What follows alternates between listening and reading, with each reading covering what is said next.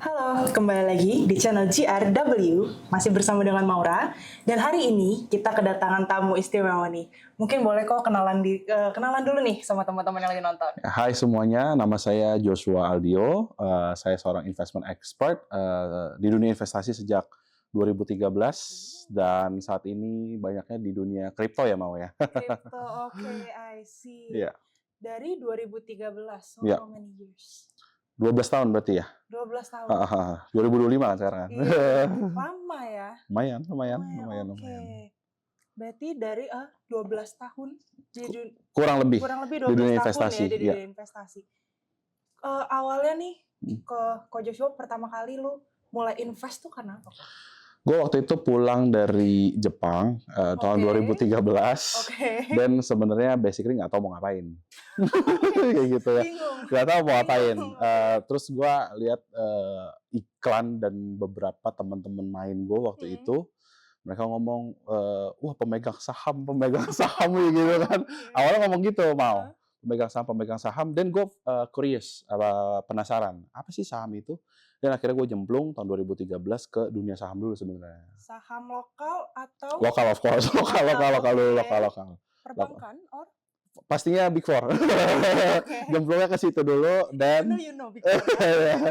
Ya, dan baru habis itu berkembang ya, lebih cepat lagi ya kayak gitu. Oke, so pertama di saham lokal, habis dari saham lokal, gold. Tetap ya. My beloved gold. Semua investor akan terjun ke gold pada pasti. Semuanya. Karena seru, volatility-nya seru ya kan, gold. Naik turunnya, kadang ditinggal kedip sebentar, dia sudah berubah. Betul. Dan after kegocek ya, kegocek. Dan after gold 2014 gue nyemplung di crypto, which is Bitcoin lah. Kripto dari 2014, yes. Berarti far before crypto booming ya? Jauh. Dulu kita kriptonya dianggapnya scam gitu kan. Gitu ya. Apa nih koin? Ya kayak gitu. Soalnya kayaknya, if I'm not wrong, kripto di Indonesia sendiri kayaknya baru mulai booming di around 2020, 2021. Itu pas COVID ya? Iya, during COVID ya kayaknya. Iya kan, baru mulai booming. Jadi far before. It is, yes, far before pandemi lah ya, far before pandemi. 2014. Ya. Kenapa pada akhirnya di 2014 itu terjun ke kripto? Karena gue tertarik dengan teknologi si Bitcoin itu sendiri. Oke. Karena gini, selama ini kan kita di financial system itu, traditional financial system itu ada apanya ya, regulatornya lah ya. Ada orang yang kontrol lah ya. Which is ada bank sentral, ada local bank lo dan gue punya, kayak gitu kan. OJK dan sebagainya kayak gitu. Nah, sedangkan di crypto market atau di Bitcoin ini dia decentralized kan. Ngomongnya yang nggak ada yang kontrol lah. It means kita punya kebebasan, freedom terhadap apa yang kita pegang, which is Bitcoin kayak gitu. Gue dasarnya itu dulu, dari awalnya itu dulu. So the freedom. Betul, freedomnya dulu. Okay, I see. So from 12 years of experience, investing, dan lu juga udah coba berbagai instrumen ya? Berbagai instrumen. Dari pengalaman lu kok, menurut lu kenapa sih we have to invest? Why? Pertama, your money will grow less. Your money will be worthless. Uang lo semakin tahun akan semakin nggak berharga. Kemakan inflation. Simple inflation dulu. Ya kan? Dulu lo beli satu bungkus Indomie kan 500 perak kan? Masih ngalamin dong? Enggak sih, sebenarnya. 1.000 lah. Iya kan? I know the story. Indomie bungkus kan, Indomie goreng satu bungkus 1.000 kan? Sekarang berapa? Sekarang 3.500, hampir 4.000. It means kalau lu beli Indomie aja dan itu Indomie lu simpan aja, berarti kan uang lu udah grow. Bener nggak? That's the thing. Bener nggak? Betul. Ya kan? So that's why investing atau investment adalah vehicle kita untuk kita menanggulangi nilai daripada uang kita itu dulu. Itu. By the time you are not invested, lu nggak invest gitu ya. Ya, your money will be worthless. Di masa depan value-nya akan turun, sangat turun. Karena nggak berkembang, didiemin ya. Didiemin, nggak berkembang gitu. Okay. So what's the difference? Kayak uangnya didiemin, sebenarnya kan ada cara lain juga, lesin nabung, saving up. What's the difference? Yang membuat beda antara kita nabung, saving up, sama invest? Nah, ini nih ya. Kalau lu nabung, depends juga lu nabung apa mau.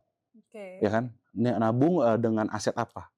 Ada mungkin kalau di Kementerian Keuangan atau di OJK sekarang, yuk nabung saham. Wah, ngomong gitu bener ya kan? Yuk nabung saham ya kan? Tapi nggak boleh kalau di Indonesia ngomong nabung Bitcoin nggak boleh. Invest Bitcoin itu sesuai peraturannya ya kan?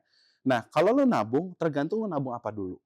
Kalau ini sih personal gue ya pribadi ya mau kita sharing ya. Kalau lu nabung misalkan uang rupiah dan lu spend rupiah, which is inflation-nya juga tetap jalan secara domestik ya, maksudnya secara pasar domestik di Indonesia. It means your money not growing. Lu taruh Rp1.000 dan 10 tahun ke depan itu Rp1.000 akan tetap Rp1.000 tetapi worthless. Worthless, nggak begitu berharga lagi ya kan. Tetapi kalau lu investing atau lu stay invested into some instrument atau pada satu aset ya gitu kan, aset ini akan berjalan performanya sesuai dengan inflasi yang berjalan secara domestik tersebut. Ya kan?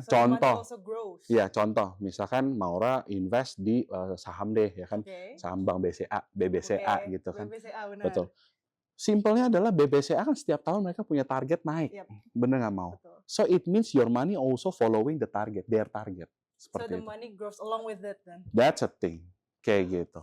Itu bedanya nabung sama investment ya, invest ya gitu. Coba aja Maura kalau mau coba misalkan gitu ya, nabung sehari 5.000 sama invest sehari 5.000, 10 tahun kemudian mana yang perform? Silakan dicoba. Teman-teman yang masih bingung, boleh nih dicoba juga saran dari Coach Joshua ini. Oke, nah berarti sekarang lo masih actively investing dong? Yes, sangat. Di mana aja nih kalau boleh tahu? What kind? Gua heavy di Bitcoin. Oke, di crypto, heavy di Bitcoin. Terus juga ada sedikit saham Indonesia. Ada juga sedikit saham Amerika, US stocks. US stocks. Dan trading gold dan Nasdaq lah. Serem. Oil juga. Yang WTI, jangan lupa. Serem ya mainnya di Nasdaq. Kenapa tuh serem tuh? Kayak mungkin karena jarang kali, belum dive deeper. Marketnya liar ya? Segini? Ya. Oke. So, dari antara banyaknya instrumen yang sekarang you invested in, which one is your favorite? Bitcoin. Clear ya? Bitcoin. Singkat jelas Bitcoin ya. Bitcoin. Kenapa Bitcoin? Satu, untuk saat ini Bitcoin borderless. Itu dulu. Maksudnya borderless gimana? Gue suka traveling, kayak kemarin baru pulang dari luar negeri, terus ya suka traveling lah ke luar negeri dan segala macam. If we coming with the traditional currency atau uang fiat ya, fiat money, uang kita rupiah maupun USD ataupun itu Sing dollar atau apapun itu, betul. Itu pasti ada restrictions dari regulasinya. Contoh, misalkan kalau kita masuk mungkin dari luar negeri ya, masuk ke Indonesia kan, kalau bawa uang ekuivalen atau senilai 100 juta rupiah harus declare ke custom dan segala macam kayak gitu kan. Dan prosedurnya lama. Betul, that's a thing. Tapi misalkan kalau kita kayak bawa Bitcoin, ya kita bawa cold wallet kita atau kita bawa wallet kita, dan itu aset yang liquid gitu. Maksudnya dimanapun kita bisa likuidasi lah aset tersebut gitu. Jadi itu satu, borderless. Dua, untuk transaction, untuk kirim-kirim uang ke saudara yang ada di luar negeri, gitu ya. Satu, cepat. Kalau dulu pakai banking system kan ikutin jamnya bank sama harinya bank. Terus belum harus ngikutin currency-nya. Betul, currency exchange-nya lagi ya kan. Terus ditambah lagi mungkin ada dibutuhkan dokumen-dokumen pendukung, ya kan kayak gitu. Tapi sekarang kalau gue kirim ke US misalkan gitu, ya udah pakai Bitcoin atau USDT ya. Ya ke wallet ya gitu kan, simpel. 5 menit udah sampai. Iya bro, udah sampai. Oh, oke gitu. Nggak kena apa? Nggak kena fee tambahan. Iya, fee-nya very low lah. Fee-nya sangat very low. Tapi kalau di mungkin traditional banking kan fee-nya ada fee ini, fee itu, fee ini gitu. Then it takes time. Takes time, yes. The moment you transfer terus habis itu, let's say 5 minutes after uangnya sampai kan belum tentu ya. Exactly. Oke, interesting. Seru ya. Habis ini invest crypto. Iya dong. Oke, so as someone yang actively, dan tadi it's your favorite juga kan, cryptocurrency. Gimana sih perkembangan investasi kripto saat ini? Let's say secara global or maybe specifically in Indonesia now. Oke, secara global banyak sekali ya. Mungkin teman-teman sama Maura juga bisa cek news-news di luar sono yang negara pun sudah mengadopsi ya Bitcoin ini sebagai reserve mereka, Bitcoin reserve mereka.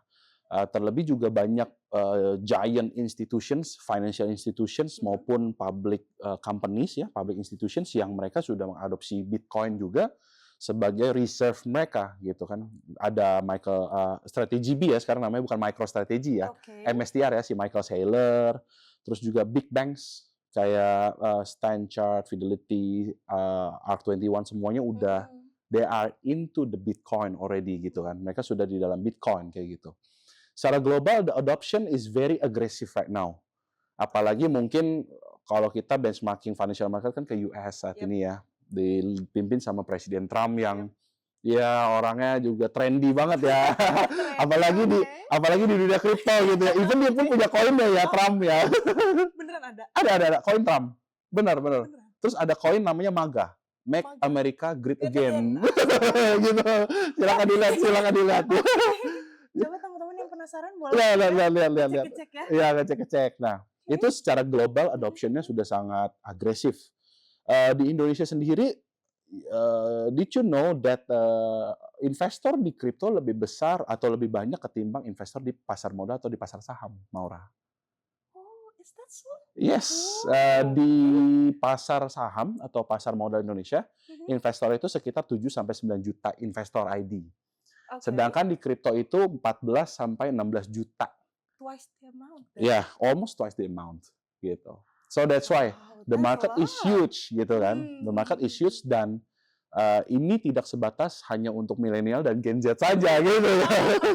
Sekarang mungkin yang orang tua kita juga mereka udah mulai tanya mungkin, ya kan? Apa sih Bitcoin? Bitcoin ini apa sih? Betul. Bagi teman-teman di luar sana yang educator, influencer juga semakin gaung ya, mengedukasi market secara baik gitu. Yes, especially sekarang teknologi, maksudnya social media. Correct. There's also a change of trend kan sekarang. Correct. Orang cari informasi udah nggak sebanyak itu yang cari langsung ke search engine kayak Google whatsoever. Yes. Sekarang kan mereka cari di social media. Yes. Dan tadi kayak yang lu bilang juga, semakin banyak orang yang sharing edukasi juga. Correct, betul. Sekarang informasi cepat banget ya, mau ya kan. Jadi anak-anak muda sekarang, anak kecil bahkan mau SMP, SMA gitu ya, mereka pinjam KTP mama papanya buka account gitu kan. Lihat dan mereka udah mulai invest ya, mostly kalau anak muda mungkin di kripto saat ini gitu.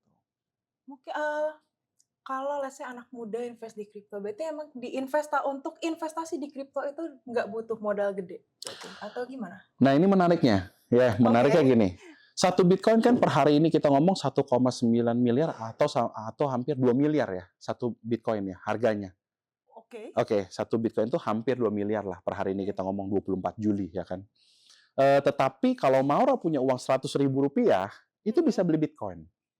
Dia fractionalized. So 0,0000001 Bitcoin Maura punya. So imagine kalau Maura setiap hari misalkan ya jajan kopi gitu ya. Ngopi sehari 2 kali kan, kalau kopi kan katanya 80.000 kopinya kan.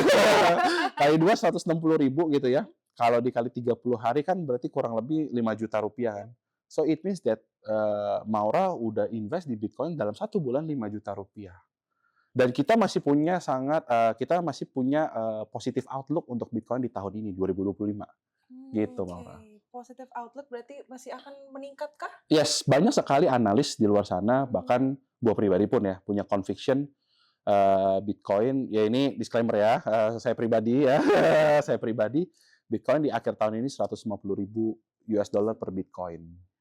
Tapi ada analis di luar sana 250.000, 200.000. Ya. Sekarang harganya 120 ribuan nih. 118 ribuan. Gitu. So jadi masih ada upside kurang lebih 40-50% sampai akhir tahun. So it means kalau Maura invest 5 juta 1 bulan, dan you invest 2 bulan berarti kan 10 juta. Ya kan? Terus sampai akhir tahun masih ada upside 40-50%. Dari 10 jutanya Maura ketambahan 4 juta sampai 5 juta.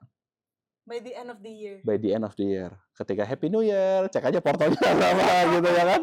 Ya kan? Hijau nggak nih? Ya, lumayan 45 juta lumayan kan? Lumayan kan? UMR Jakarta mau. Betul. Enggak sih, nggak didiemin. Technically not. Iya, betul.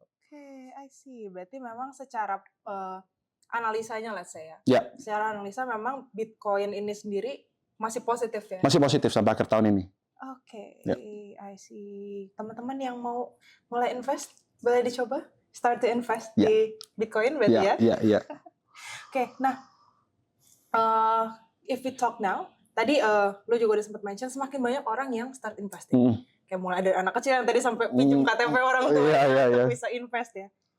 Kan berarti banyak nih yang mulai investasi mungkin dari range yang mereka masih pemula banget sampai yang advance mungkin yang coba investasi baru, let's say. In your personal opinion, investasi apa sih yang paling cocok dan paling safe untuk pemula, let's say? Ya, kalau kita bicara pemula, yang PR nomor satunya adalah mengakses atau menilai tingkat resiko kita sendiri dulu, mau. Itu paling penting. Ada banyak kuesioner luar sana atau mungkin bisa minta pihak sekuritas atau orang-orang yang profesional di dunia investasi bisa kasih kita kuesioner, kita isi kuesionernya, lalu nanti keluar hasilnya risiko risk profile kita itu seperti apa sih? High risk kah, moderate kah, atau konservatif kayak gitu. Okay. Terus kalau ngomong investment style gini juga bicara tentang usia dan juga ada tanggungan, ada anak atau tidak segala macam kayak gitu kan. Tapi kalau tidak saran sih, tetapi ini referensi ya. Ini referensi. Kalau masih muda, belum menikah, belum ada anak gitu ya. Masih belum ada tanggungan. Betul, masih belum ada tanggungan lain-lainnya lah. Risknya boleh agak sedikit lebih, mau. Boleh digedein dikit? Boleh digedein dikit risknya, karena belum ada tanggungan, mau. Supaya return-nya tinggi juga. Udah karena pasti high risk high return. Betul. 1:1. Ya kan minimal. Minimal loh, itu 1:1 aja udah agak-agak cap-cicup ya, mau ya kan? Agak cap-cicup ya kan ya gitu. Tapi kalau misalkan udah punya tanggungan, udah punya anak, mungkin bisa lebih moderat ataupun konservatif gitu. Ada kok instrumen investasi yang fixed income kayak gitu kan, bonds, obligasi bisa beli. Terus saham-saham yang big caps mungkin reksadana bisa beli. Terus kalau mau nyentuh-nyentuh dunia kripto bisa yang number 1, number 2-nya aja gitu. Berarti yang gede-gedenya lah. Betul, ya, Bitcoin, Ethereum, Solana, XRP itu boleh lah karena market cap-nya besar kayak gitu. Jangan meme coin yang Doge gitu kan, atau koin-koin anjing, koin-koin kucing gitu. Trump coin. Iya, Trump coin. Itu saya nggak tahu ya. Gitu. Nah, itu balik lagi ke masing-masing profile dan masing-masing investment style dan juga goals-nya seperti apa. Gitu. Tapi kalau untuk pemula, 1, assess risk profile-nya. 2, ketika risk profile udah ada, pilihlah sesuai dengan risk profile. Udah, itu aja. Berarti sebenarnya nggak ada instrumen yang paling cocok atau bisa direkomendasiin karena semua balik lagi ke personal. Betul. Ada teman-teman gue gitu ya, dia bilang, wah ketimbang gue invest di sana sini, mending gue buka bakmi aja dia bilang. Tapi dia memang expert dari bakmi. Gitu kan? Berarti cocok dengan quality-nya dan right, benar nggak? Dia buka toko bakmi, dia invest, buka cabang banyak, ya dia make money. Ya kan, ujung-ujungnya investment kan making money, benar nggak? Betul. Making the money grow. Ya, betul. Oke, I see. Nah, terus kalau misalnya ini tadi udah sempat lu senggol juga soal mungkin ada tanggungan atau kebutuhan lainnya. Dan mungkin let's say sekarang ya kita hidup di ibu kota ya, kebutuhan semakin mahal, ya kan? Kebutuhan makin mahal segala macem. Let's say kalau kita punya gaji, let's say UMR, berarti 5.5 around that, sekarang UMR di sini 5,5-an ya. 5,5-an something. Kalau dengan gaji UMR, let's say, dan ada kebutuhan tadi, dan kemudian biaya hidup juga makin mahal ya, semakin tinggi. How do we invest? That's the situation. Berarti dengan narasi adalah penghasilan mepet nih ya, mepet ya. Yang pertama kita assess spending kita dulu. Mana sih yang kita consumptive spending? Contoh dengan gaji 5,5, Maura ada nggak nonton konser nih? Beli nonton konser. Waduh ya kan. 1 tahun berapa tiket nih yang Maura beli gitu kan? Nah, apakah itu bisa dikurangi ya kan? kita mesti assess dari spending style kita dulu. Cara kita Oke. spending seperti apa, mesti kita assess. Setelah kita assess, hal-hal yang rasanya bisa kita reduce, ya kan? Itu kita reduce dan kita mulai alokasikan budget untuk diinvestasi. Makanya tadi gue sempat bilang sebenarnya beli Bitcoin sehari 100.000 atau seminggu 100.000 pun juga boleh kan? Iya kan? Bisa aja Bener ya. nggak? Iya nggak? 100.000 kan cuma 2 cup kopi ini di bawah ya Bu ya. Waduh. Bener nggak Mau? Ya kan? Betul. Maura berapa sehari berapa kopi? Kadang 2, kadang 3. Ya kan? Oke lah. Kadang 2, kadang 3 kita kaliin dengan brand-brand yang terkenal ya. 20 ribuan. 25 let's say. 25.000. Ada 25. 25.000 kali 3 75.000 Mau. Udah ya kan? So mungkin kopinya bisa 2 kali. Aku nggak bilang Maura harus jangan ngopi, enggak. I know you are need to drink a coffee gitu kan. Tapi mungkin kopinya jadi satu atau 2 kali, then the budget from that coffee misalkan gitu ya. Ya mungkin bisa di-spend ke investment gitu. Berarti yang penting adalah gimana kita mengalokasikan what we Correct. have right now. Correct gitu. Jadi yang ya mungkin teman-teman yang agak mepet misalkan gitu kan, silakan di-assess, maksudnya dipilah budget mana sih sebenarnya yang gua agak konsumtif gitu kan, sehingga budget konsumtif itu bisa jadi investment. Berarti pintar-pintar nge-adjust dan nge-allocate. Correct, betul banget. Nah, terus from your perspective, Mhm. If we talk about investment industry Mhm. in general gitu ya, Mhm. sekarang gimana sih iklimnya investasi saat ini atau kondisinya nih sekarang kayak gimana sih?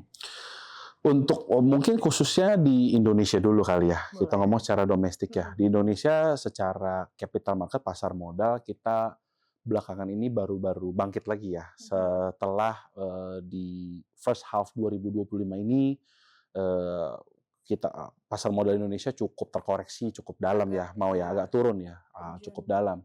Even the Big Four pun juga turun cukup dalam.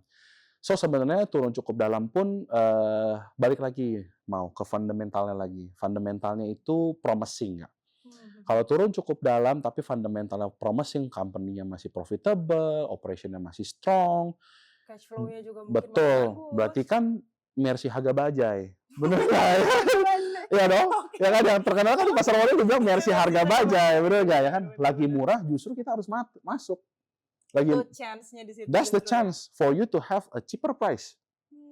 Bener nggak? Oke. Nanti kalau udah naik jangan baru FOMO baru masuk, ya kan? Kenapa beli barang mahal? Ya dong. Terlambat Betul. sudah. Ada sama-sama 2 handphone iPhone 16 dia mau. Oke. Satu harganya 1 juta, satu harganya 20 juta. Maura beli yang mana? 1 juta dong. Betul. The same thing, same logic sama di pasar seperti itu. Nah, iklim investasi di Indonesia yaitu saat ini mungkin banyak driven by technology. Ya ada AI, ya kan, terus juga mulai ada crypto, ya kan. Baru-baru ini OJK tahun ini di bulan Januari juga mengeluarkan regulasi terkait kripto, ya kan. POJK 4 tuh di 2025. Silakan teman-teman yang baca ya. Dibaca-baca gitu ya. Terus juga mulai ada sandbox terkait crypto fund di Indonesia. Sandbox ini apa? Jadi ada satu firm mengeluarkan crypto fund management dan mereka registrasikan ke OJK dan OJK melihat itu sebagai pilot project-nya lah. Pilot project-nya ya. Trialnya Betul. Itu kan menarik sekali. Berarti Berarti ada kepercayaan di dunia kripto di Indonesia seperti itu. udah mulai ke-build. Betul. Tapi kalau kita bicara equity markets maupun debt markets di Indonesia mungkin agak sedikit kurang oke saat ini ya. Karena banyak kejadian startup yang ya begitu ya, ya mau ya kan. You know. Ya, jadi conventional investors pun sekarang saat ini cukup cautious di Indonesia terkait apa yang terjadi fenomena di Indonesia saat ini. Gitu. Berarti kalau kita mau start investing sekarang, apalagi dengan kondisi tadi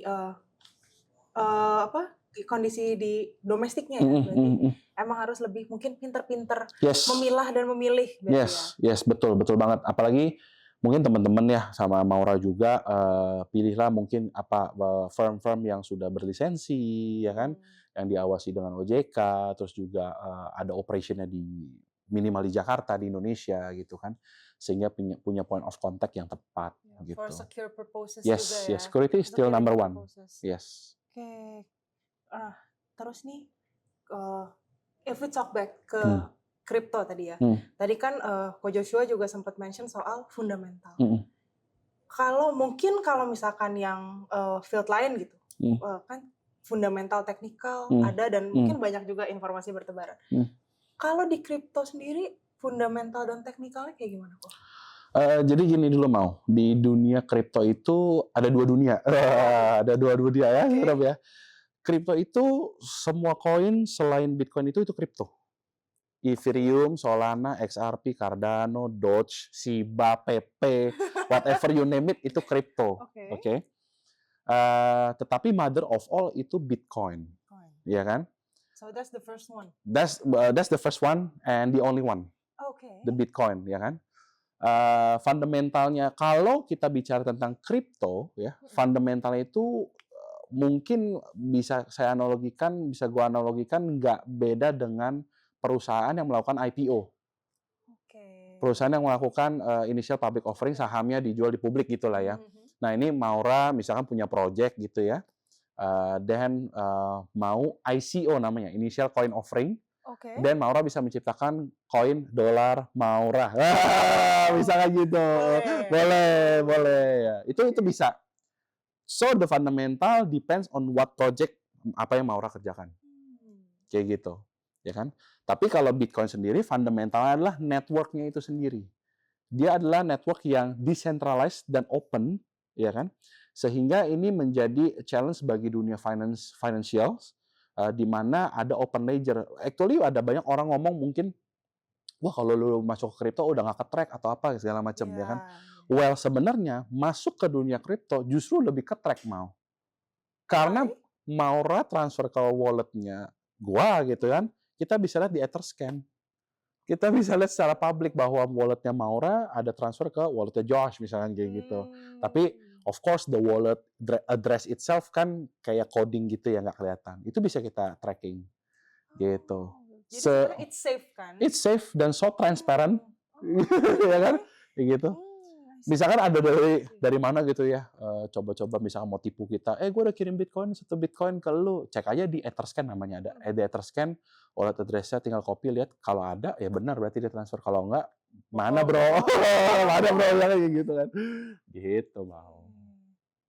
But technicalnya sendiri, kayak, is there any technical analysis? Of course, pasti ada. Baru-baru ini, gue baru rilis satu research di secara teknikal Bitcoin, itu bentuk pola cup and handle di daily time frame.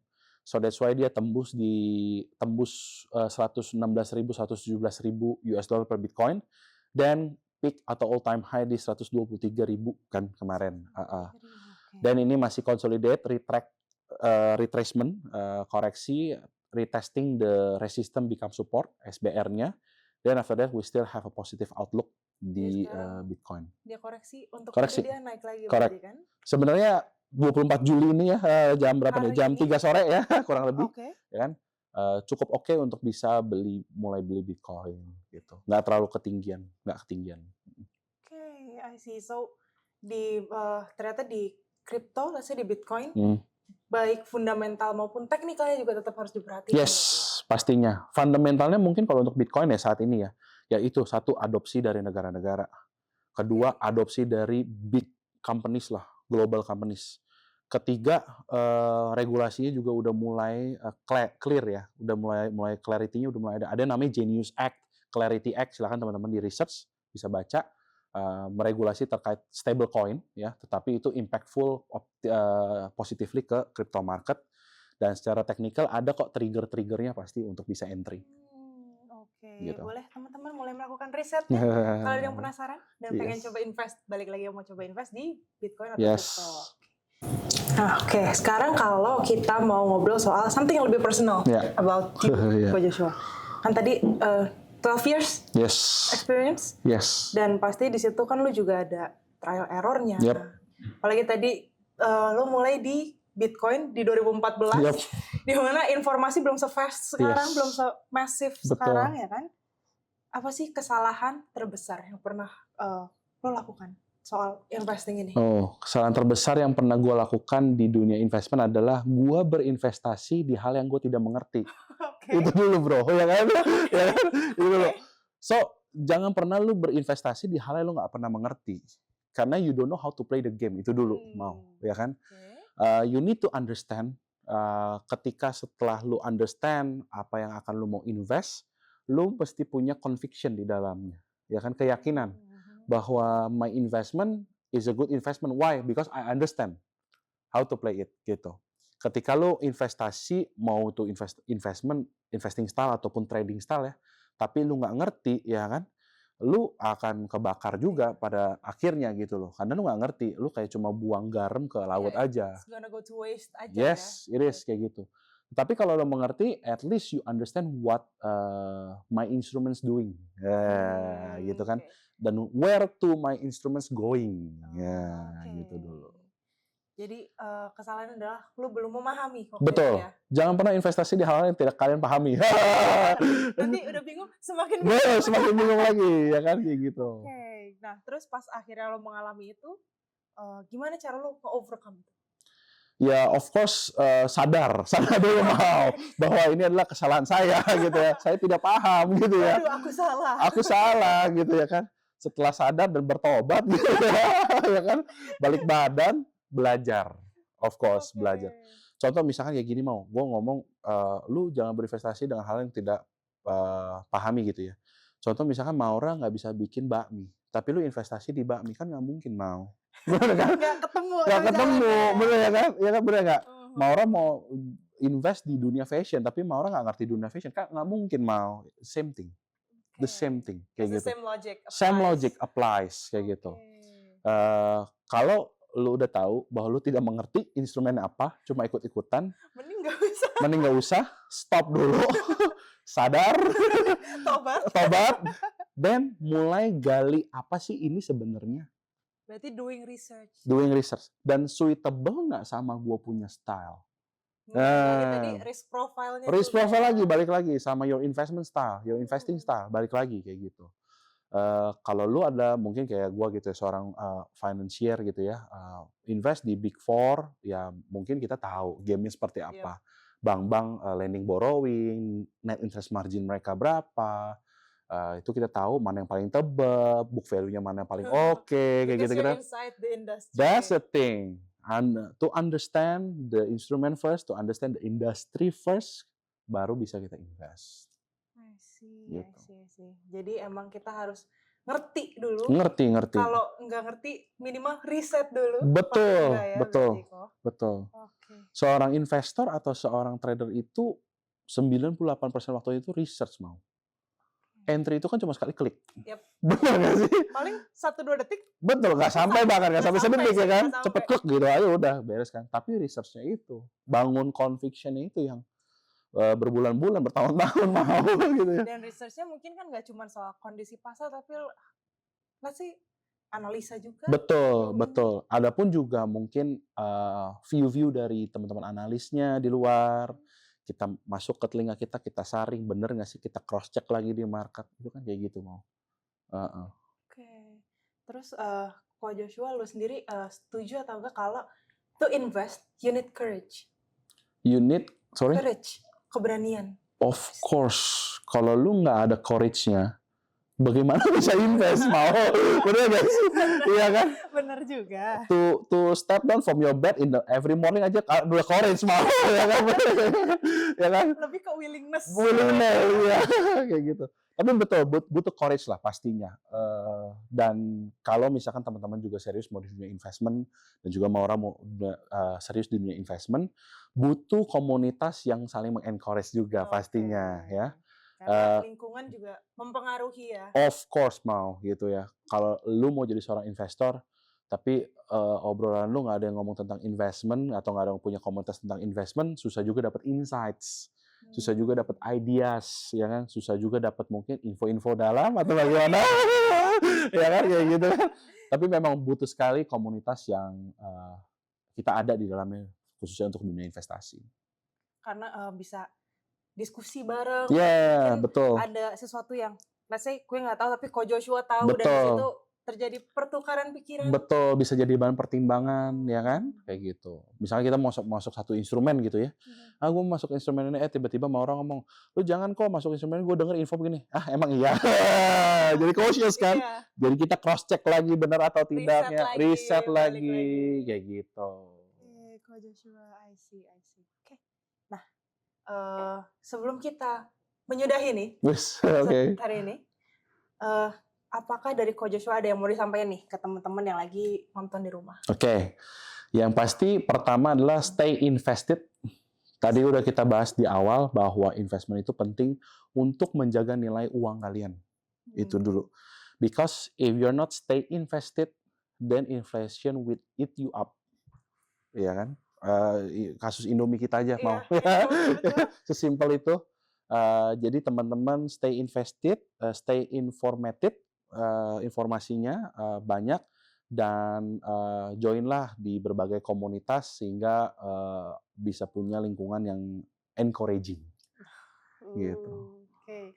Jadi stay invested, stay Yes. informated, Yes. dan carilah lingkungan yang bisa nge-encourage. Betul. Oke, that's 3 poin penting dari Ko Joshua untuk teman-teman yang Yes.